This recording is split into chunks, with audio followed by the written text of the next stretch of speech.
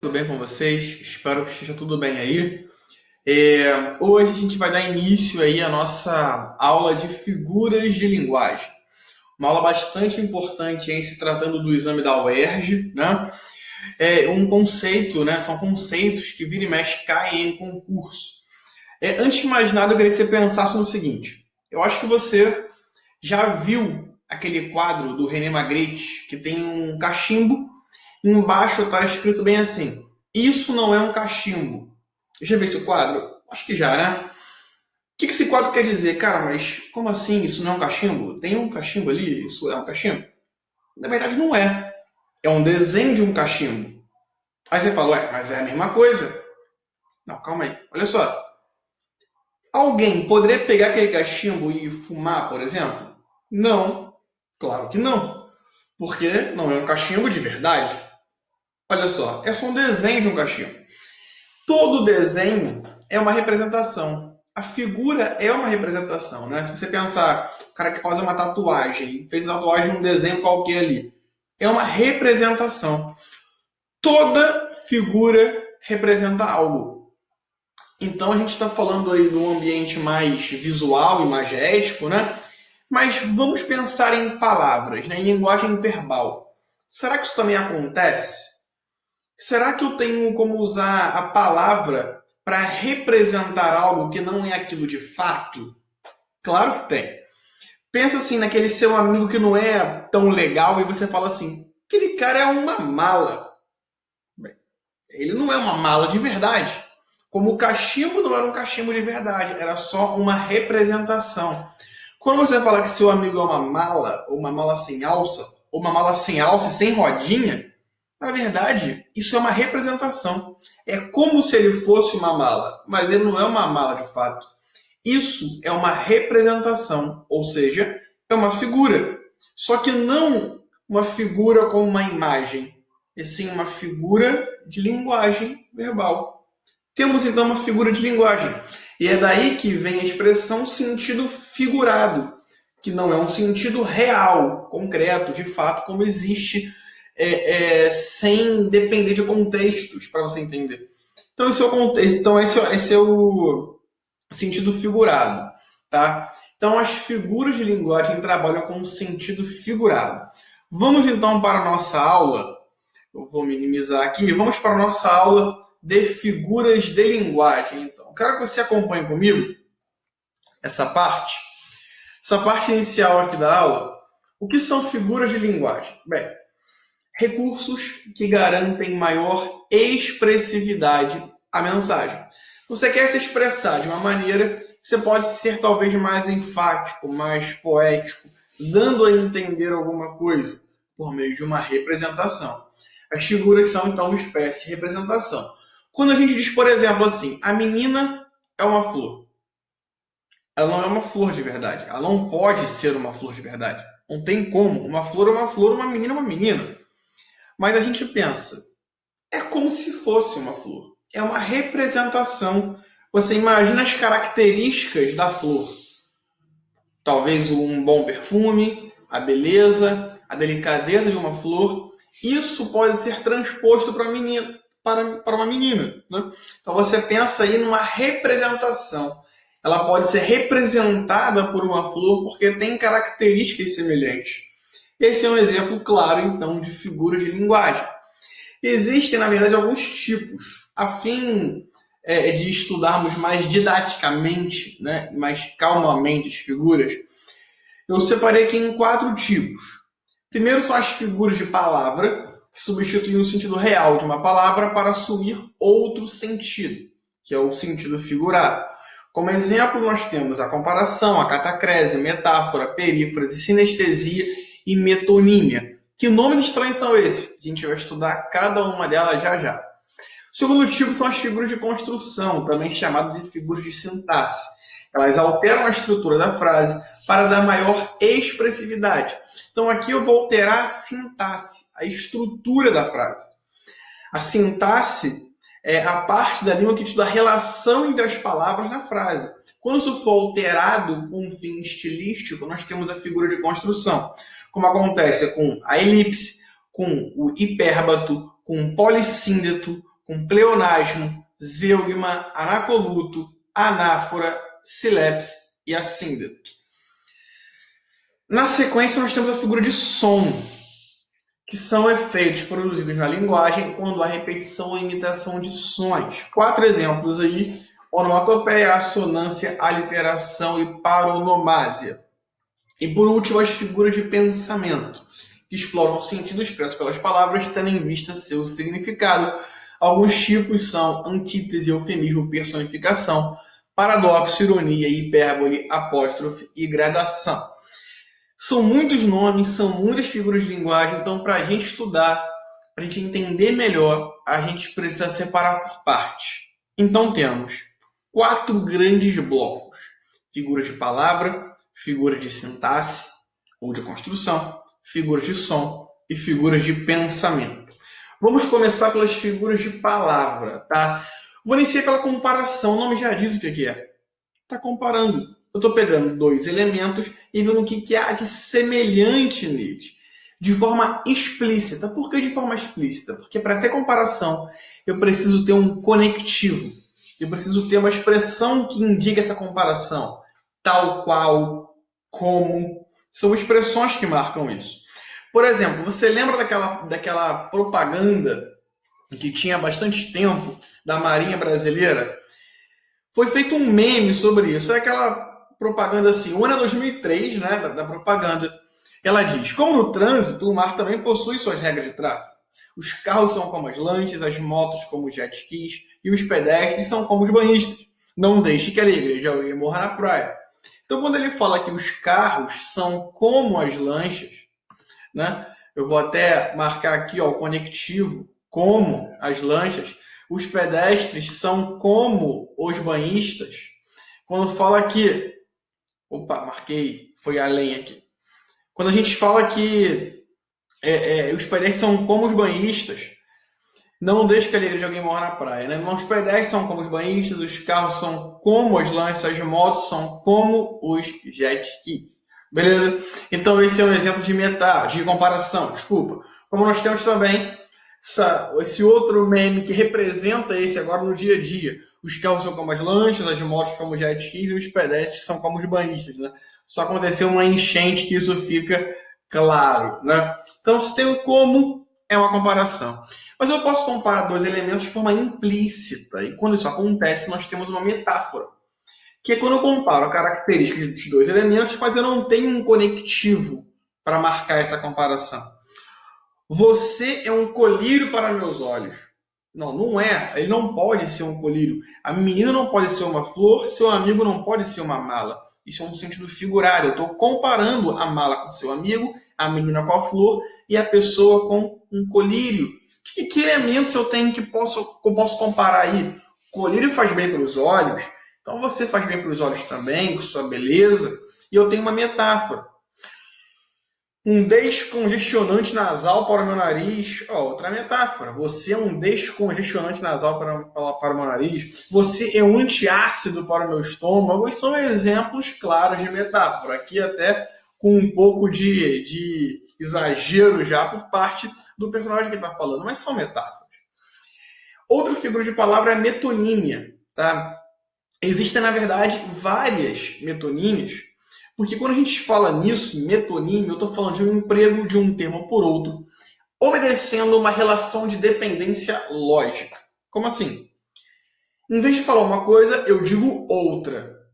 Então eu poderia falar assim, tem umas 20 cabeças aqui. Mas na verdade, eu não quero dizer que tem 20 cabeças. Eu quero dizer que tem 20 pessoas aqui. Mas eu substituo, olha só, substituo a palavra pessoas pela palavra cabeças. Isso é metonímia. Mas você não pode substituir de qualquer maneira. Você não pode falar assim, tem 20 árvores aqui. Você não pode falar, é aleatório. Não é. Tem que ter uma lógica. Cabeças têm pessoas, pessoas têm cabeça. Então, logo, é válido eu fazer a substituição de um por outro, que você está entendendo o que eu estou querendo dizer. Existe uma relação lógica. Meu pai tem 800 cabeças de gado. E o seu? O meu só tem um boi. mas ele está inteirinho, né? Quer dizer, o Chico Bento deu tudo errado aí, porque na verdade quando ele fala que meu pai tem 800 cabeças de gado, ele não tem só as cabeças, ele tem 800 gados, tem 800 animais, e esses animais têm a cabeça. Isso é uma metonímia. Separei mais alguns exemplos aqui. Quando eu digo vieram as 20 cabeças, como eu acabei de falar, adoro ler Jorge Amado, as rugas inspiram respeito, vou comer o prato mais caro, ele não bebe escola, a engenharia vai se reunir, o professor sempre tenta agradar ao aluno, as câmeras seguiam a celebridade e a cruz o salvará. São exemplos de metonímias marcados aí, estão sublinhadas as metonímias. Mas por quê? Veja que são substituições que obedecem lógicas diferentes. A primeira nós já vimos. Em vez de falar pessoas, eu falo cabeças. Eu uso a parte da pessoa para me referir ao todo. É uma relação de parte pelo todo, uma relação metonímica. Eu substituo, mas tem uma lógica.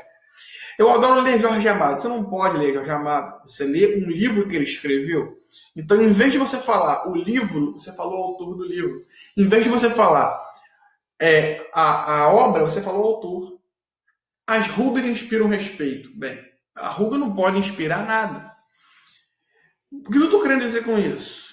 Eu tenho respeito por uma pessoa que tem rugas, por uma pessoa que tem cabelo branco, por uma pessoa de maioridade, que ela tem uma experiência.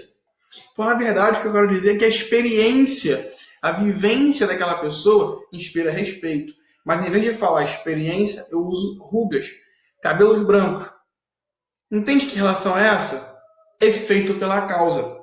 O efeito, as rugas, os cabelos brancos, são, na verdade, efeitos de uma causa. Qual causa? A experiência, a vivência que aquela pessoa tem.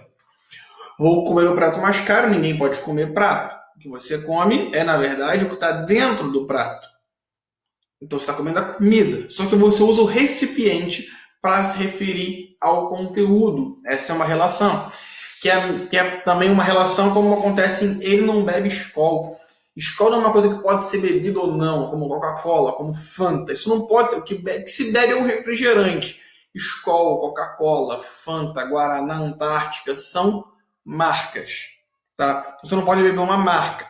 Você usa a marca para se referir ao produto que você está ingerindo. Aqui começa a ficar um pouquinho mais difícil. Quando eu digo a engenharia vai se reunir, engenharia nenhuma pode se reunir porque engenharia é algo abstrato. Quem pode se reunir são os engenheiros. Então eu uso uma palavra abstrata para substituir, na verdade, uma palavra concreta. É o abstrato pelo concreto. Esse ainda é mais difícil. O professor sempre tenta agradar ao aluno. Entendendo isso de forma genérica. Eu não estou falando de um professor específico, mas que os professores tentam agradar os seus alunos. Mas eu não falei os professores, eu falei o professor. Eu falei no singular, mas eu quis dizer o quê? Plural. Essa é a relação que nós temos. Uma relação de singular pelo plural. Isso é uma metonímia bem difícil de perceber. As câmeras seguiam a celebridade. Câmera não pode seguir ninguém por conta própria, ela não tem vida. Na verdade, quem está seguindo não é a câmera, mas a pessoa que está carregando a câmera. Então, o instrumento é utilizado no lugar da pessoa que a utiliza. A câmera, que é um instrumento, foi usada na frase no lugar do fotógrafo, que é a pessoa que está utilizando. Eu poderia dizer os fotógrafos seguiam a celebridade, mas eu usei as câmeras. Isso é uma metonímia. A cruz o salvará. A cruz é um objeto, mas ela, na verdade, representa algo. O que salva não é a cruz, mas é aquilo que ela representa. Então eu uso o sinal, o símbolo, por aquilo que ele significa. São alguns exemplos de relação metonímica. A mais tradicional e a mais comum de você perceber, de você encontrar por aí, é a relação de parte pelo todo. Mas lembre-se, existem outras relações. O que importa é eu tenho que substituir uma palavra por outra, obedecendo uma lógica. Que lógica é essa? Depende. Vimos aqui alguns exemplos. Dando prosseguimento aqui a outras figuras de linguagem, nós temos a catacrese. Olha que nome bonito, catacrese. O que é isso aí? É uma metáfora que já foi tão usada, que a gente até perdeu a noção de que ela é uma metáfora. Então, a gente chama isso de catacrese. E muitas vezes a gente utiliza essas expressões porque não existe uma expressão mais específica, mais correta para isso. Falar em, por exemplo, o pé da cadeira. Ele não tem um pé de fato. Mas qual é o nome daquilo? Não tem muito nome. Então a gente simplifica chamando de pé da cadeira, fazendo uma associação. É aquilo que deixa a cadeira de pé, né, que dá suporte para ela, assim como um pé, uma perna nos dá suporte e sustentação. A gente chama aquilo de pé da cadeira, né? Outro exemplo, qual o problema da lista da feira, filho? Não sabia que alho tinha dente, que alface tinha pés, muito menos que repolho tinha cabeça. São exemplos também de catacrese. Dente do alho, pé de alface, né, cabeça do repolho. Tem alguns que são bem raros de perceber. Por exemplo, o verbo embarcar. Embarcar se refere etimologicamente a entrar em um barco. Você pegou um barco, você está embarcando. E quando você está entrando em um avião, qual o nome que se dá para isso? Engaviar? Não é embarcar também. Isso é uma catacrese. Por quê? Eu fiz uma associação. Avião não é um barco. Mas também não tem outra palavra para designar isso. Então a gente chama de embarcar. Isso também é uma catacrese. Ou céu da boca, por exemplo. Fui comer um Doritos, cortei o céu da boca, né? Quem nunca fez isso? A boca não tem ali um céu com estrelas, com lua, com sol. Não tem isso. Tá? Então isso é um exemplo de catacrese, entendeu? Seguindo aqui, a perífrase é uma designação de algo ou alguém por qualquer atributo notório ou acontecimento a que estejam ligados. É uma espécie de apelido que todo mundo conhece. E pode deixar esse guarda-chuva, porque ali embaixo é que é a Terra da Garoa. A Terra da Garoa, você entende que lugar é esse? A cidade de São Paulo é conhecida como Terra da Garoa. Rio de Janeiro é a cidade maravilhosa. Niterói é a cidade sorriso. Nós temos, por exemplo, Chicago, cidade dos ventos, Paris, cidade da luz. São exemplos de perífrase. Como nós também podemos atribuir isso a pessoas, embora às vezes tenham um nome diferente, chama-se de antonomásia, a gente pode generalizar aqui como uma perífrase também. Em rei do futebol, rei do rock, rei do pop. Eu falo em rei do futebol, eu falo de Pelé. Eu falo em rei do rock, eu falo de Elvis. Rei do pop, eu falo de Michael Jackson. Quando eu falo em rei supremo, rei Roberto Carlos, o rei da música, que tinha que ser brasileiro, não é não? Então, são exemplos de perífrase. E aqui, alguns para vocês, né? Rei do futebol, rainha dos baixinhos, rei do pop, rei do rock, né? O rei, o pai da aviação, cavaleiro das trevas, rei dos animais, cidade maravilhosa, terra da garoa, cidade do sorriso, país do sol nascente, velho Chico, cidade de luz, cidade que nunca dorme, cidade dos ventos. Né? Cada um com a sua designação ao lado. A sinestesia, aqui já quase finalizando, é a mistura de sensações percebidas por diferentes órgãos de sentido. Então, quando você mistura olfato com paladar, ou visão, ou tato, enfim, você faz uma miscelânea aí, o nome disso é sinestesia, uma figura bastante poética, muito usada no simbolismo. Olha aí, a imagem que você pode ouvir. Zzz, se lembra dentista? Se tem trauma, não fica nervoso, não. É só uma imagem. Mas quando ele fala imagem que pode ouvir, você vê essa imagem, você consegue imaginar o som dela. Você não pode ouvir uma imagem. Então ele misturou imagem, visão com som, com audição, ouvir. Isso é uma sinestesia, né? O cheiro azul do mar, isso é uma sinestesia. Cheiro é olfato, azul é visão. Beleza? Então, continuando a parte de figuras de linguagem, vimos o primeiro bloco, que é a figura de palavras. Vamos caminhar agora para as figuras de construção ou de sintaxe, que são aquelas que alteram a estrutura da frase, né? A gramática de Rocha Lima ele faz uma divisão aqui dentro das figuras de sintaxe, só para a gente entender um pouquinho melhor, já que são várias, né? Ele separa em alguns tipos de omissão, de excesso, de repetição, de transposição e de discordância. Né? Mas, de qualquer maneira, são as figuras de construção: elipse, zígoma, síneto, polissíneto, pleonasmo, anáfora, hipérboto, anacoluto e silepse. Por que a gramática faz essa distinção em omissão, excesso, repetição, transposição e discordância? Vamos ver com um exemplo de cada uma delas. Começando pela elipse, que é uma omissão de um termo que não foi mencionado. Eu não mencionei o termo, mas você entende. Ué, como é que eu vou entender se você não mencionou? Pelo contexto. Você consegue identificar, às vezes por uma terminação verbal. Se você usa uma frase com sujeito oculto, o sujeito não está ali, mas você sabe quem é o sujeito. Isso é um caso de elipse. Estou desapontado. Quem está? Quem é o sujeito? Eu. Eu é um sujeito oculto, um sujeito elíptico. Isso é uma elipse. Tá? Eu omiti a palavra eu da frase, mas você entende. Mas eu posso omitir um termo que você não entende se eu não retomá-lo. Como assim? Omissão de um termo já mencionado anteriormente, zeugma.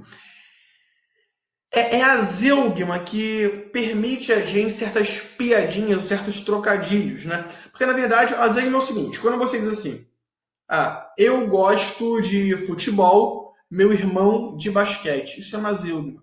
Porque eu disse, eu gosto de futebol e meu irmão o que de basquete? Gosta. Mas eu não falei o verbo gosta. Você entendeu? Porque eu já disse o verbo gostar antes. Eu gosto de futebol, meu irmão gosta, você sabe, de basquete.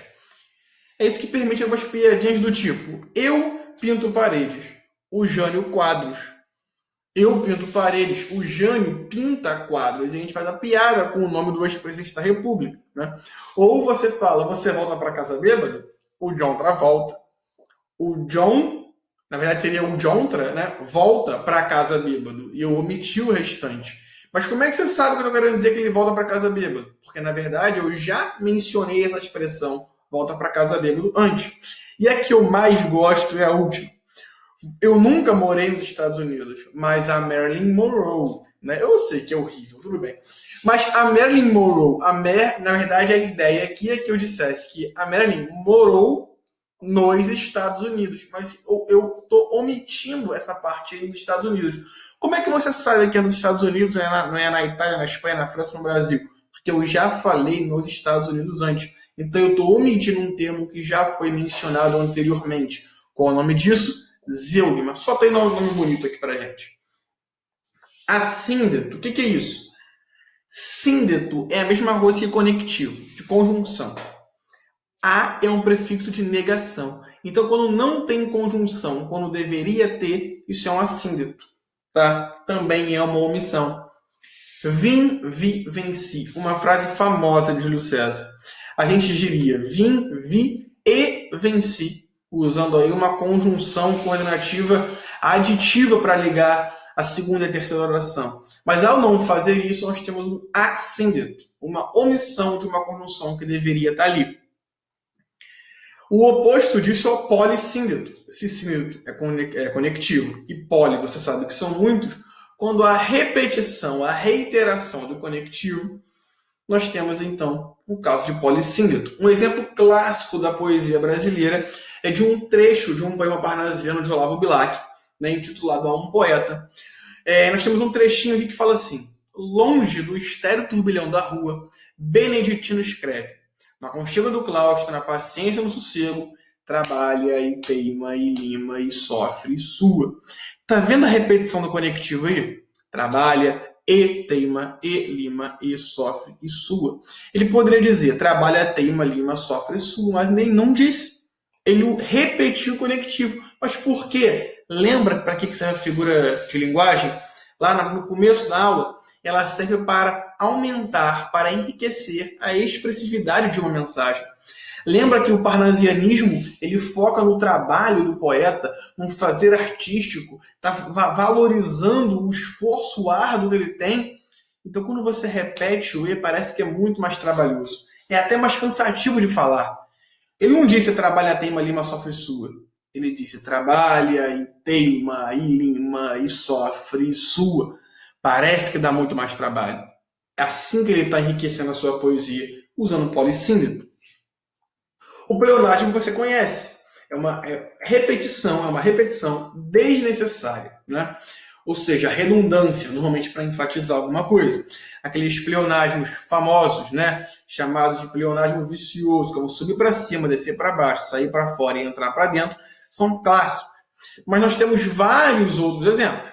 Proibido barulho sonoro após as 10 horas. Todo barulho é sonoro. Não tem como você fazer um barulho que não seja sonoro. Não é isso? Hemorragia de sangue, comparecer pessoalmente, certeza absoluta, se é uma certeza, ela é absoluta. outra alternativa, duas metades iguais, são vários exemplos de pleonasmo. Criação de novos empregos, ó, cuidado com sua redação. Você vai lá e escreve criação de novos empregos. Bem, se eu estou criando, ele é novo. Né? E se ele é novo, é que ele foi criado agora. Então não tem sentido. Criação de empregos. Acabou. É assim que você tem que escrever. Senão fica um pleonasmo. Anáfora também é uma repetição, mas é uma repetição de uma mesma expressão no início de uma frase ou no início de um verso. Né? Doutor, eu estou com falta de ar. Só, pois esse hospital está com falta de leito, falta de médico, falta de medicamento, falta de verba. O falta de é uma anáfora, porque ele começou essa sentença sempre com a mesma expressão. Como você tem alguns versos, por exemplo, da música popular brasileira, é pau, é pedra, é o fim do caminho. Isso é um exemplo de anáfora, tá? Beleza. Dando prosseguimento na nossa aula aí, temos o hipérbato. Esse aqui é algo mais raro de se encontrar, que na verdade é uma inversão dos termos da frase. Você pega a frase e embaralha ela toda. Isso é um hipérbato. Beleza? Você pega o hino nacional brasileiro. Ouviram do Ipiranga as margens plácidas. Na verdade, é o quê? É as margens plácidas do Ipiranga que ouviram um brado retumbante de um povo heróico. Só que embaralhou tudo, né? É tipo o mestre Yoda falando. O mestre Yoda no Star Wars não inverte tudo. Isso é hipérbole. Olha aí, juntando as duas coisas que eu falei, temos esse belíssimo meme aí. O Osório Duque Estrada escreveu a letra do hino nacional. As margens plásticas de Ipiranga ouviram um brado retumbante de um povo heróico. E nesse instante o sol da liberdade brilhou em raios fúlgidos no céu da pátria. Tá vendo? Essa é a letra do hino nacional. E ficou fácil entender agora. Mas embaralhando, a gente não entende. De quem é a culpa? Do mestre Yoda. Ele fala assim, e isso é o que eu escrevi até agora. O que acha, mestre? E ele responde, melhorar ainda pode. E aí ele zoou tudo e inverteu. Mas esse melhorar ainda pode também é um exemplo de hipérbole. Em vez de ele falar ainda pode melhorar. Seguindo, o anacoluto, também é um pouquinho mais raro. Passar um pouco mais rápido por ele. É quando você interrompe o plano sintático com que se inicia a frase. E aí a frase ela fica meio capenga, porque você tem um termo que começa a frase, mas ele não deveria estar ali. Né? Então ele fica sem função sintática. Né? Quando você diz eu, porque sou muito tímido, vocês zombam de mim. Esse eu não faz sentido. Né? Na verdade, vocês zombam de mim porque sou tímido. Esse eu no começo não faz sentido. Quando você fala o quintal da casa do vizinho, ele sempre furava a bola que caía lá. Calma aí, tá confuso aí. Só que a gente fala às vezes assim, né? O quintal da casa do vizinho, comecei a frase, e ele fala, ele sempre furava. Quem furava? O vizinho. Então ficou uma frase meio caótica, sem sentido. Isso é um anacoluto, tá? E para finalizar as figuras de construção, nós temos a silepse, que lá, segundo a gramática de Rocha Lima, ela é baseada na discordância. Porque, na verdade, não é uma concordância sintática. Ela é uma concordância ideológica. Vamos lembrar que estamos falando de figuras de sintaxe. Algo que tem a ver com a sintaxe, com a relação das palavras numa frase. Então, por exemplo, fiquei sabendo que mais da metade da população mundial somos crianças. Olha só, essa frase talvez soe estranha para você. Ou não sei, mas a gente talvez ficaria mais acostumado a ouvir algo do tipo a metade da população mundial é de crianças ou são crianças, né? São crianças, porque são elas, são as crianças. Mas o personagem entendeu que ele também era uma criança. Então, ideologicamente, ele pensou, cara, são as crianças, mas como eu sou criança, então somos as crianças. Né? Esse é o tipo de concordância ideológica. E existem 3 tipos de silepse. Tá? A primeira delas é a de gênero, em que o gênero muda, o gênero segue uma concordância ideológica e não sintática. Tá? Como assim? A gente fala a frase, Vossa Excelência está equivocado. Isso é uma silepse de gênero. Vossa Excelência é uma expressão feminina. A Vossa Excelência. Então, a concordância sintática deveria ser Vossa Excelência está equivocada. Mas na nossa mente fica assim, cara, supostamente aqui falando com um político que seja do gênero masculino. Você fala, cara, Vossa Excelência está equivocado. Então você concordou ideologicamente com o que você está vendo ali, que na verdade é a pessoa, e não com a palavra. ou com a expressão Vossa Excelência, que é uma expressão feminina. O segundo tipo é a silepse de número. O que está mudando aí? O número. O número está tendo uma concordância ideológica e não sintática. Quando a gente diz a multidão seguia, multidão é singular ou é plural? Singular, né? Ah, mas se refere a muita gente. Tá, mas a palavra é singular. As multidões é plural. A multidão é singular. A multidão seguia, ponto. Não pararam para descansar. Não pararam, não parou, né? Não é a multidão. Mas você pensa, mas estou falando de várias pessoas, então você faz uma concordância ideológica e não sintática. Esse é o tipo de silepse mais comum aí de a gente encontrar, tá? Às vezes, fugindo da concordância sintática aí, de singular e plural. Já vi bastante isso em redação, tomem cuidado para não fazer isso, tá? São figuras de linguagem. Isso aqui tem uma finalidade estilística. Não é para você sair usando silepse, anacoluto, metáforas e por aí vai, eufemismos na sua redação. Cuidado, segura a onda aí. Principalmente se for uma figura de construção que altera aí a sintaxe das frases. E a silepse de pessoa, que altera aí o quê? A pessoa. A concordância de pessoa é uma concordância ideológica e não sintática. Quando a gente diz os brasileiros somos um povo feliz, que é um exemplo parecido com aquele da tirinha que a criança falou, os brasileiros são um povo feliz. Essa é a construção sintática correta. Mas você se coloca como brasileiro e fala, eu também sou brasileiro. Então não vou falar que os brasileiros são. Isso não faria sentido. Não é que eles são, eu também sou brasileiro. Então nós somos. Os brasileiros somos um povo feliz. Se eu digo nós somos um povo feliz, ok, a concordância sintática está feita. Mas o sujeito não é a palavra nós. O sujeito é a palavra os brasileiros, de terceira pessoa do plural. Terceira pessoa, eles. Mas o verbo somos é de primeira pessoa do plural. A pessoa, a concordância de pessoa não está obedecendo a sintaxe, e sim aquilo que você pensa no mundo, né? Ideologicamente falando, você se vê como brasileiro, então você fala algo do tipo, os brasileiros somos um povo feliz. Beleza. Temos então aqui a nossa primeira parte da aula de figuras de linguagem. Eu falei que eram 4 blocos: figuras de palavra, figuras de construção, figuras de som e figuras de pensamento. Já vimos as figuras de palavras e as figuras de construção. Finalizamos aqui. Figuras de som e figuras de pensamento ficam para a parte 2 dessa aula. Ok? Tchau, tchau. Até a próxima, galera.